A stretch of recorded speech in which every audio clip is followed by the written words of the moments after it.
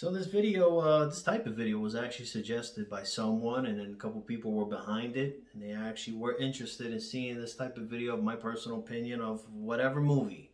So I'm doing it now. I was gonna wait till June. I'm not gonna mention the movie because that ruins, the fun. So I was gonna wait till June, but couldn't wait. I really enjoyed this tremendously. This is a great, awesome 80s flick. I'm gonna let you know, I'm not a nerd. I'm not a hardcore nerd. I'm not gonna get into the details, the history, and blah blah blah. I'm not gonna be yapping a lot.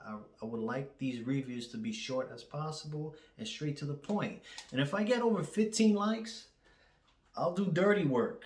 I'll do dirty work maybe this weekend or Monday or whatever.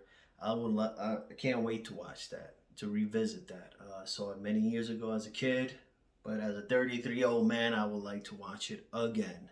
So this movie's hard to get now. So I overpaid a bit, but whatever. I want it in my collection. So let's get to the wildlife. No, that's the back part. So this was a blind buy. The only reason why I bought it because I thought this guy was Sean Penn. It's not. It's Christopher Penn. It's his brother. They look kind of identical, somewhat. And it's like, holy shit. It caught me off guard, totally. And like I said, it was a blind buy. And usually Aaliyah Thompson is an automatic buy for me.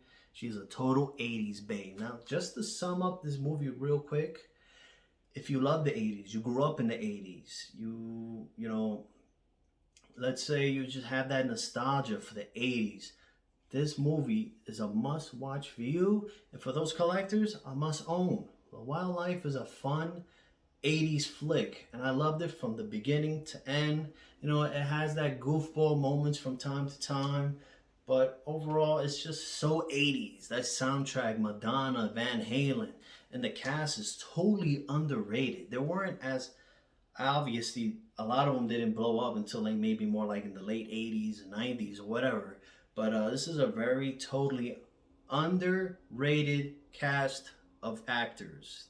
They were just all phenomenal in this film. I really enjoyed this tremendously. I didn't know Randy Quaid was in this movie. He was in there briefly for like 2 minutes or so. I was like, oh shit, that's pretty cool. It has Chi-Chi from Scarface. I was like, holy shit, Chi. And he's one of the jocks, which cracked me up. That was hilarious. Totally random. But it does have that, that realistic, that reality where, after high school, you do want to grow up. You want to be an adult. You want to be your own man. You want to have your own place to live and so forth. So I think a lot of people can relate to that movie, especially during those high school days and when you graduate and you feel like, you want to be, you just want to take responsibility of your own actions and you just want to be your own person.